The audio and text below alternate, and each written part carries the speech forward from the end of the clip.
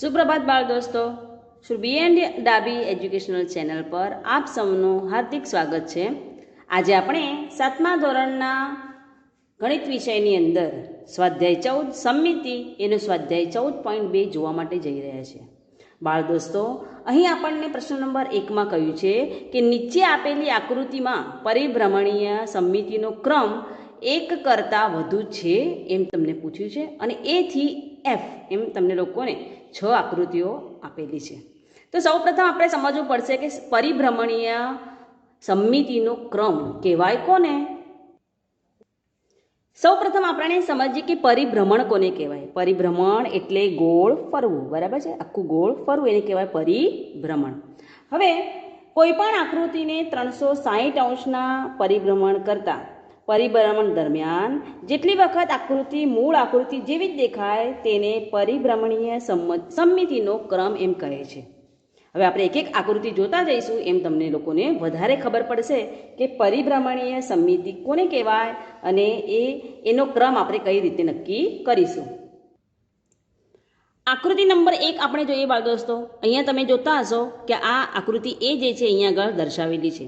અહીંયા આગળ લાલ રંગનું તમને અહીંયા આગળ એક બિંદુ દેખાતું હશે જેથી કરીને તમને ક્રમ જોવામાં સરળતા રહે। અહીં હવે આપણે આ આકૃતિને પરિભ્રમણ કરીએ। પરિભ્રમણ એટલે હમણાં જ કીધું મેં, તેને ફેરવીએ આપણે। તો આ આકૃતિ કેટલી વખત એ પોતાની આકૃતિ જેવો મૂળ આકાર ધરાવે છે। જુઓ, આ જે લાલ બિંદુ છે ને જોજો કે હું હવે આકૃતિને શું છે થોડું પરિભ્રમણ કરાવું છું। તમે જુઓ કે અહીંયા લાવી હું, તો તમે જુઓ કે 90 અંશના ખૂણે અહીંયા આવી તો પણ આ આકૃતિ મૂળ આકૃતિ જેવી જ દેખાય છે કે નહીં?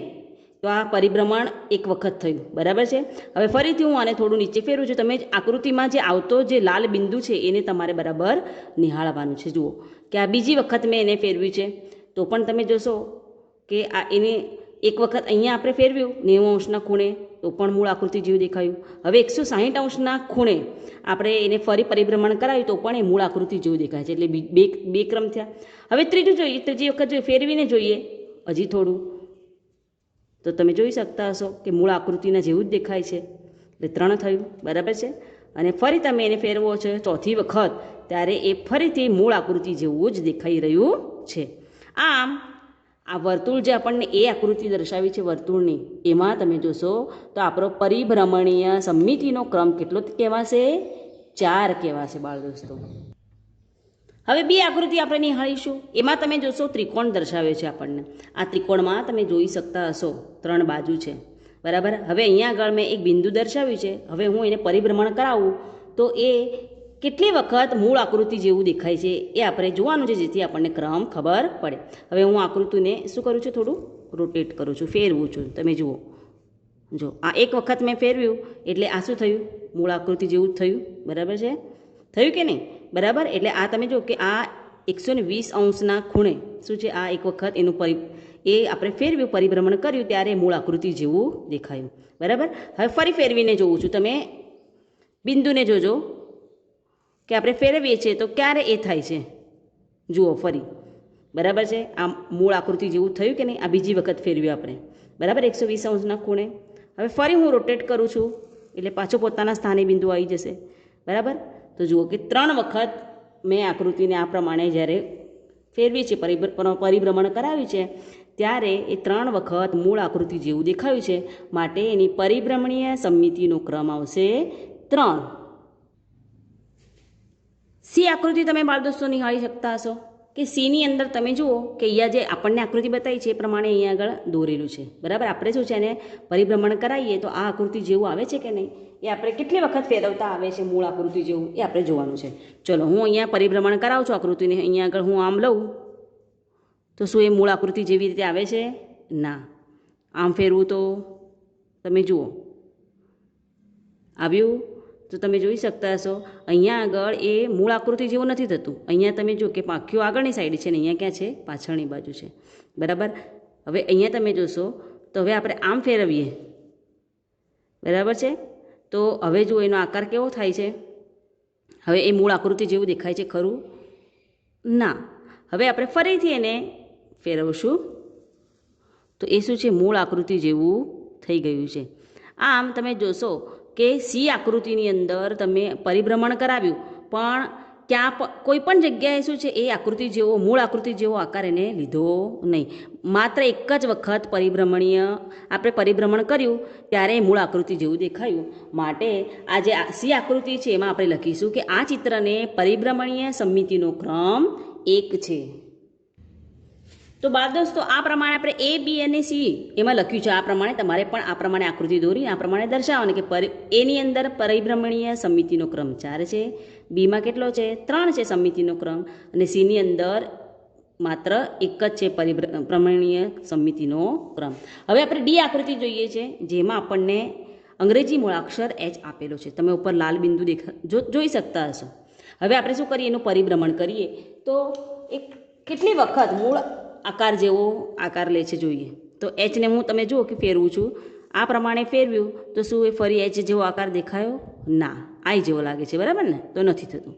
હવે હું ફરી એક વખત એને 90 અંશના ખૂણે વાળ્યું તો શું થાય છે જુઓ કે હા, હવે એને જુઓ કે તમે જુઓ કે આપણું બિંદુ ઉપરથી છે કે નીચે અહીંયા આગળ આવ્યું ત્યારે શું છે એચ આકાર જેવો આકાર આપણને દેખાયો, બરાબર છે? એટલે અહીંયાથી આકૃતિ જ્યારે અહીંયા ફરી ત્યારે એટલે 180 અંશના ખૂણે એક વખત મૂળ આકૃતિ જેવો આકાર એને પકડ્યો. તો એક વખત બન્યું. હજી હું એનું પરિભ્રમણ કરાવું, થાય છે? ના. હવે પાછું પોતાની મૂળ સ્થિતિ આવી ગયું. આમ એને 2 વખત તમે જુઓ કે મૂળ આકૃતિ જેવો આકાર લીધો. માટે આ ડી આકૃતિમાં આપણે શું લખીશું? પરિભ્રમણીય સમમિતિનો ક્રમ 2 છે. એ આકૃતિમાં બાળ દોસ્તો તમે જોઈ શકતા હશો ફરીથી વર્તુળ છે, પણ અહીંયા થોડો ભેદ છે. આ જે એ હતો એની અંદર આપણને તમે જોઈ શકતા હશો કે ઊભી અને આડી એમ રૈખિક સમમિતિ બતાવી છે. એટલે એના અંદર પરિભ્રમણીય જે સમમિતિની કક્ષાઓ આપણને કેટલી મળી? ક્રમ કેટલો મળ્યો? 4 મળ્યો. અને કેટલા અંશે બનતું હતું? 90 અંશે એ પ્રમાણે પોતાની આકૃતિ જેવો આકાર લેતો હતો. પરંતુ અહીંયા આગળ તમે જોઈ શકતા હશો આપણને 3 વખત ફેરવવાનું કર્યું. તો જોઈએ કે એ પ્રમાણે કરતાં એ મૂળ આકૃતિ જેવો આકાર રાખે છે. તો જુઓ અહીંયા આગળ બિંદુ દોર્યું છે એને આપણે ફેરવીએ છીએ. હવે હું અહીંયાથી આને ફેરવું છું, અને હું આમ લઈ ગઈ તો તમે જોઈ શકતા હશો કે મૂળ આકાર જેવો જ એને આકાર લીધો, બરાબર? એક વખત થયું. પરંતુ આ શું છે? 120 અંશના ખૂણે બન્યું કહેવાય. આ જે આકૃતિમાં હતું એ કેટલું હતું? 90 અંશના ખૂણે હતું. હવે આ જ ફરીથી તમે જુઓ કે આ બિંદુ જે છે એને હું ફરીથી એક વખત રોટેટ કરું છું, ફેરવું છું. આ પ્રમાણે ફેરવ્યું ત્યારે એ મૂળ આકૃતિ જેવો આકાર એને લીધો. આ બીજી વખત થયું. અને ફરી ફેરવું છું, બિંદુ પોતાના સ્થાને આવે છે. જુઓ ફરી આ ત્રીજી વખત. તો આમ 3 વખત આપણે જ્યારે પરિભ્રમણ કરાવીએ છીએ ત્યારે 3 વખત એ મૂળ આકૃતિ જેવો દેખાય છે. માટે એનો આકૃતિ ઈ એનો પરિભ્રમણીય સમમિતિનો ક્રમ 3 કહેવાશે. હવે આપણે એફ આકૃતિ જોઈએ. તો જુઓ અહીંયા આગળ મેં એફ આકૃતિ એ પ્રમાણે દોરેલી છે. તમે જોશો કે પાંખ્યા એ પ્રમાણે જ દર્શાવેલા છે. હવે આપણે આ જે બિંદુ કર્યું છે એ બિંદુને હું પરિભ્રમણ કરાવું એટલે કેટલી વખત એ મૂળ આકૃતિ જેવું દેખાય છે એ આપણે ચકાસીશું, બરાબર છે? હવે હું આને શું છે ફેરવું છું. આ લાલ બિંદુ તમે જુઓ કે હું આમ કરું તમે જોઈ શકતા હશો કે એના જેવો જ આકાર ધરાવ્યો. આ એક વખત થયું, બરાબર? 90 અંશના ખૂણે થયું એક વખત. હજી હું શું કરું છું? હજી એક વખત એને ફેરવું છું નીચે. તો તમે જોઈ શકતા હશો કે આ આકાર અને આકાર મૂળ આકાર જેવો જ છે, બરાબર? 2 વખત થયું. હજી એક વખત રોટેટ કરું આ પ્રમાણે તો તમે જોઈ શકતા હશો મૂળ આકાર જેવો જ છે. એટલે 3 વખત થયું. અને ફરી તમે રોટેટ કર્યું એટલે અહીંયા જોઈ શકતા હશો 4થી વખત કર્યું એટલે પાછું પોતાના મૂળ સ્થાન જેવું મૂળ આકૃતિ જેવું થઈ ગયું છે. આમ આપેલ જે એફ આકૃતિ છે એમાં પરિભ્રમણીય સમમિતિનો ક્રમ 4 છે. આપણે આપેલી 6 આકૃતિના પરિભ્રમણીય સમમિતિનો ક્રમ લખ્યો. હવે એટલે પૂરું થતું નથી બાળ દોસ્તો. આપણને એમ કહ્યું છે કે નીચે આપેલી આકૃતિમાં પરિભ્રમણીય સમમિતિનો ક્રમ 1 કરતાં વધુ છે. તો આપણે જોઈએ કે કયા કયાનો 1 કરતાં વધુ છે, બરાબર? એ આકૃતિ તમે જુઓ તો એની અંદર પરિભ્રમણીય સમમિતિનો ક્રમ કેટલો છે? 4 છે. એટલે 1 કરતાં વધુ થયો, બરાબર? એટલે આ કહેવાશે. અને કેટલા અંશે એમને ખૂણો બનાવે છે? તો અહીંયા આગળ એ આકૃતિમાં 90 અંશના ખૂણે, બરાબર ને? પછી બીજી આકૃતિ તમે જોઈ શકતા હશો ત્રિકોણ છે. તો એનો પરિભ્રમણીય સમમિતિનો ક્રમ છે 3, બરાબર છે? અને એ તમે જુઓ કે આ જ્યારે ક્યારે રોટેટ થાય છે? આ પ્રમાણે જ્યારે આ પ્રમાણે ફેરવી છે ત્યારે. એટલે 120 અંશના ખૂણે કેટલી વખત ફરે છે? મૂળ આકૃતિ જેવો આકાર લે છે 3 વખત. એટલે એ પણ 1 કરતાં વધારે છે. સી આકૃતિની અંદર તમે જોઈ શકતા હશો કે આ જે આકાર છે એ માત્ર એક જ વખત આખું રોટેશન ફરે છે ત્યારે પોતાની મૂળ આકાર જેવો દેખાય છે, માટે એનો પરિભ્રમણીય સમમિતિનો ક્રમ એક છે, એટલે એક કરતાં વધુ ના કહેવાય સીમાં, એટલે એમાં આપણે ખરાની નિશાની કરશું નહીં. હવે ડીની અંદર આપણને એચ આકાર આપેલો છે, અંગ્રેજી મૂળાક્ષર એચ. એની પરિભ્રમણીય સમમિતિનો ક્રમ આપણે જોયો કેટલો છે 2, એટલે એ પણ શું થયો, એક કરતાં વધુ થયો. ત્યાર પછી તમે જોઈ શકતા હશો ઈ આકાર. ઈની અંદર આપણને વર્તુળ આપ્યું છે અને એની અંદર તમે જો કે અહીંયા આગળ એચમાં કેટલા અંશનો ખૂણો, કેટલા અંશે આપણે જોયું કે એ મૂળ આકૃતિ જેવું દેખાયું છે, તો 180 અંશે દેખાયું છે. અને વર્તુળની અંદર આપણને 3 પાખ્યા દોરેલા જ છે અને જે કેટલા અંશ દર્શાવે છે 120 અંશ, અને એની પરિભ્રમણીય સમમિતિનો ક્રમ 3 છે, માટે આપણે શું છે, એક કરતાં વધુ થઈ, એટલે ખરાની નિશાની કરીશું. એફની અંદર બાદ દોસ્તો તમે જોઈ શકતા હશો અહીંયા આગળ આ જે આકાર હતો આપણે જોયો એને કે એ 4 વખત શું છે, એની સમમિતિનો ક્રમ કેટલો છે, 4 છે, પણ કેટલા અંશે બને છે, 90 અંશના ખૂણે આપણે જ્યારે એને ફેરવીએ છીએ ત્યારે મૂળ આકૃતિ જેવો દેખાય છે. તો આમ આપેલા આ એફ આકાર એ પણ શું છે, એક કરતાં વધુ સમમિતિનો ક્રમ ધરાવે છે. આ આપેલા 6 આકારોમાંથી માત્ર સી આકાર જે છે, કયો, માત્ર સી આકાર જ એક સમમિતિનો ક્રમ ધરાવે છે. પ્રશ્ન નંબર 2, એમાં પણ આપણને કહ્યું છે કે દરેક આકૃતિ માટે પરિભ્રમણીય સમમિતિનો ક્રમ જણાવો. તો પ્રસ્તુત જે પ્રશ્ન નંબર જે આપ્યું છે એના અંદર એ થી એચ સુધીની આકૃતિઓ જે છે આપણે એક પછી એક સમજીશું.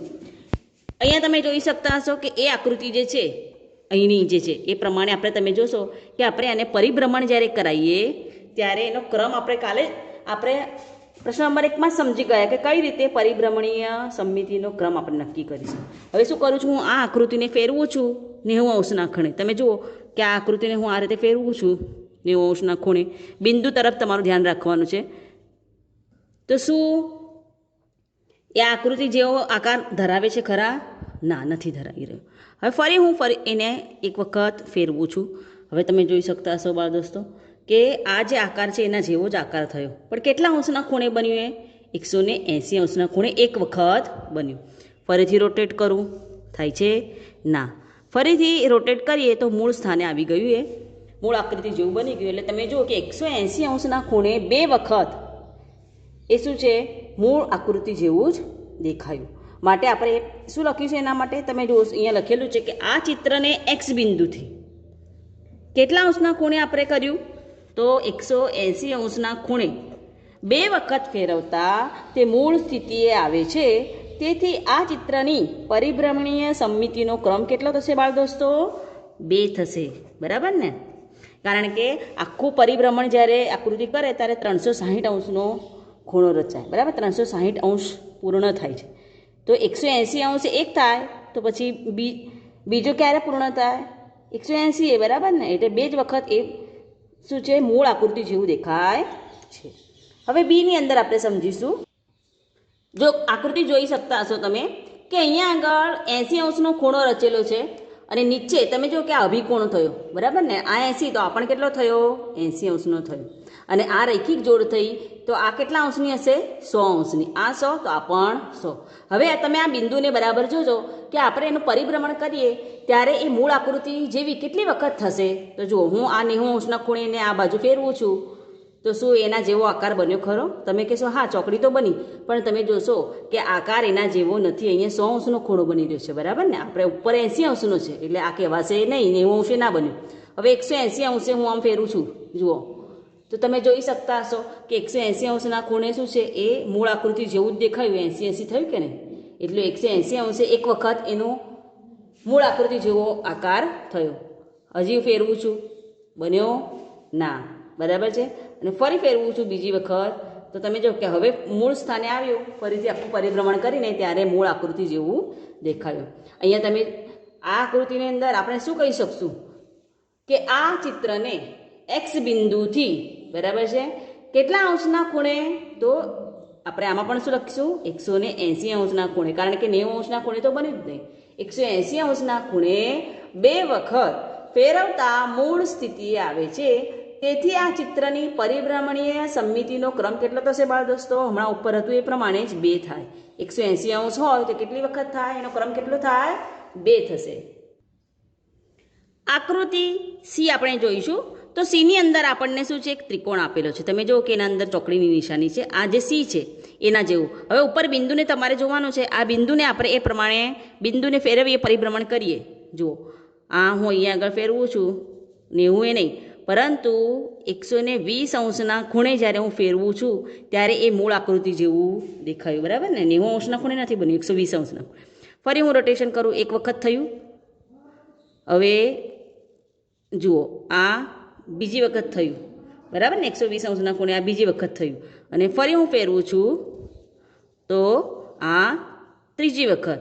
આમ ત્રિકોણની અંદર તમે જુઓ કે પરિભ્રમણીય સમમિતિનો ક્રમ કેટલો મળ્યો મને? 3 મળ્યો.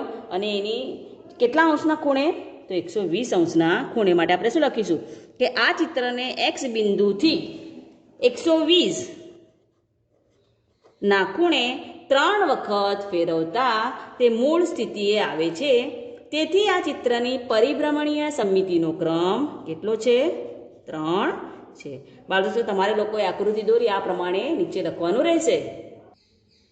ડી આકૃતિ જોઈ શકતા છો તમે બાળદોસ્તો સ્ક્રીન પર, કે જો અહીંયા આગળ ઉપર બિંદુ દોર્યું છે અને આમ 4 પાખ્યા છે. તો આપણે આ ફરકડી જેવો આકાર છે કે નહીં? હવે આને આપણે પરિભ્રમણ કરાવીએ તો જોઈએ કેટલી વખત એક મૂળ આકૃતિ જેવું દેખાય છે. તમે સ્ક્રીન પર બરાબર ધ્યાન આપજો. આ હું 90 ખૂણે ફેરવું છું તો મૂળ આકૃતિ જેવું બન્યું? તો હા, બન્યું. બરાબર, એક વખત બન્યું. ફરીથી 90 ખૂણે હું ફેરવું છું, જુઓ મૂળ આકૃતિ જેવું બન્યું? હા, તો બીજી વાર બન્યું. ફરીથી હું 90 ખૂણે ફેરવું છું એને. બરાબર છે? ત્યાંથી તો શું થયું? ફરીથી મૂળ આકૃતિ જેવું બન્યું. આ ત્રીજી વાર બન્યું. અને આખું પરિભ્રમણ અહીંયા પૂર્ણ થાય ત્યારે તમે જુઓ ફરીથી મૂળ આકૃતિ જેવું દેખાયું છે. આમ 4 વખત તમે જો કે 4 વખત એ આપણે પરિભ્રમણ કરાવતા 4 વખત એ મૂળ આકૃતિ જેવું દેખાયું. માટે આપણે શું લખીશું? આ ચિત્રને એક્સ બિંદુથી કેટલા અંશના ખૂણે આપણે જોયું? તો 90 ખૂણે 4 વખત ફેરવતા તે મૂળ સ્થિતિએ આવે છે. તેથી આ ચિત્રની પરિભ્રમણીય સમમિતિનો ક્રમ આપણને કેટલો મળશે? 4 મળશે.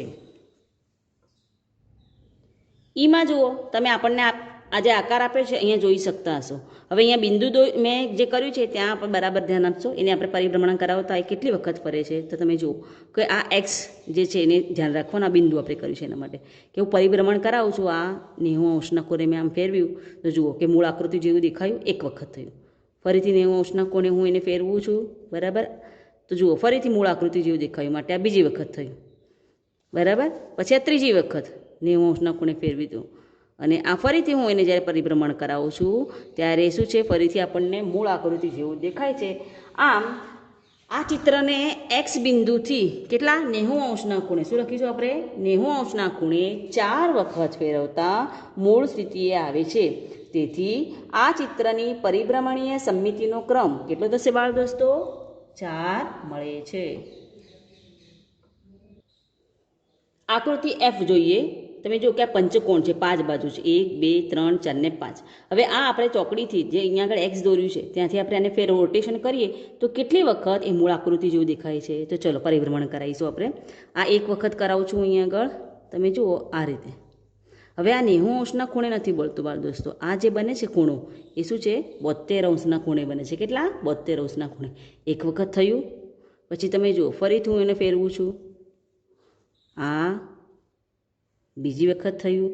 મૂળ આકૃતિ જેવું જ દેખાય ને? પછી આ એ જ પ્રમાણે કરીએ તો ત્રીજી વાર થયું. પછી આ ચોથી વાર થયું. બરાબર, આ પરિભ્રમણ કર્યું તો જુઓ મૂળ આકૃતિ જેવું દેખાય. ચોથી વાર થયું અને અંતે તમે જુઓ કે આ ફેરવો એટલે જુઓ પાછું મૂળ આકૃતિ જેવું દેખાય છે. આમ અહીંયા એ 5 વખત આપણે ફેરવતા એ 72 ખૂણે એ ફરે છે અને મૂળ સ્થિતિ જેવું દેખાય છે. એટલે એનો પરિભ્રમણીય સમમિતિનો ક્રમ પણ કેટલા આવશે? 5. તો અહીંયા લખીએ આપણે પ્રશ્નના જવાબમાં કે આ ચિત્રને એક્સ બિંદુથી 72 ખૂણે કેટલા? 72 ખૂણે 5 વખત ફેરવતા મૂળ સ્થિતિ આવે છે. તેથી આ ચિત્રની પરિભ્રમણીય સમમિતિનો ક્રમ 5 છે. એમ આપણે લખીશું. આકૃતિ જી જોઈએ. તમે જો કે જે આકૃતિમાં સ્ટાર બતાવેલો છે. હવે તમે જોશો કે આના અંદર કેટલા અહીંયા 1 2 3 4 5 અને 6 6 જગ્યાએ તમે જો કે ખૂણા રચાયેલા છે. હવે આપણે આને પરિભ્રમણ કરાવીએ કેટલી વખત એ મૂળ આકૃતિ જેવું દેખાય છે એ જોઈશું. તમારે આ બિંદુને ધ્યાન રાખવાનું, બરાબર છે. હવે જે ખૂણો રચાશે એ 72 પણ નહીં હોય, 90 પણ નહીં હોય, એના કરતાં પણ નાનો હશે. 60 અંશના ખૂણે એ આકાર ધરાવશે. જુઓ તમે કે અહીંયા આપણે રોટેશન કરાવીએ, આ રીતે હું ફેરવું છું, બરાબર. 1, પછી 2, 3, 4, 5 અને આ 6. એમ 6 વખત મૂળ આકૃતિ જેવું જ એ દેખાયું. અને કેટલા અંશના ખૂણે? 60 અંશના ખૂણે. માટે આપણે શું લખીશું કે આ ચિત્રને એક્સ બિંદુથી 60 અંશના ખૂણે 6 વખત ફેરવતા મૂળ સ્થિતિએ આવે છે. તેથી આ ચિત્રની પરિભ્રમણીય સમમિતિનો ક્રમ કેટલો છે? 6 છે એમ કહેવાશે. એચ આકૃતિ સમજજે બાળ દોસ્તો, કે તમે લોકો જુઓ કે આપણને જે આકૃતિ અહીંયા આપી છે એ પ્રમાણેની જ એચ આકૃતિ છે. હવે આ આકૃતિને હું કેટલી વખત ફેરવીશ તો મૂળ આકાર જેવું જ રહે છે. જુઓ કે તમે જુઓ, આમાં હું આને આ પ્રમાણે ફેરવું છું તો પાછું એ મૂળ આકાર જેવું જ આવી ગયું, બરાબર છે. તો આ કેટલા અંશના ખૂણે રચાયું છે બાળ દોસ્તો? તો 120 અંશના ખૂણે, બરાબર. એક વખત થયું, ફરીથી એને ફેરવું છું, જો આ બીજી વખત થયું, મૂળ આકાર જેવું જ થયું કે નહીં? આ ફરીથી 120 અંશના ખૂણે બીજી વખત થયું. ફરી એને ફેરવું છું, એ પોતાના મૂળ સ્થાને આવે છે. બિંદુ જુઓ તમે, એના મૂળ સ્થાને આવી ગયું. આમ આ જે ચિત્ર છે એ એક્સ બિંદુથી 120 અંશના ખૂણે 3 વખત ફેરવતા મૂળ સ્થિતિએ આવે છે. તેથી આ ચિત્રની પરિભ્રમણીય સમમિતિનો ક્રમ 3 છે એમ બાળ દોસ્તો આપણે કહી શકીશું. તો બાળ દોસ્તો, અહીંયા આપણે સ્વાધ્યાય 14.2ના બધા દાખલા સમજ્યા. આવા અવનવા વિડીયો જોવા માટે મારી આ ચેનલને સબસ્ક્રાઈબ કરો અને બને તેટલી શેર કરો. અસ્તુ, ધન્યવાદ.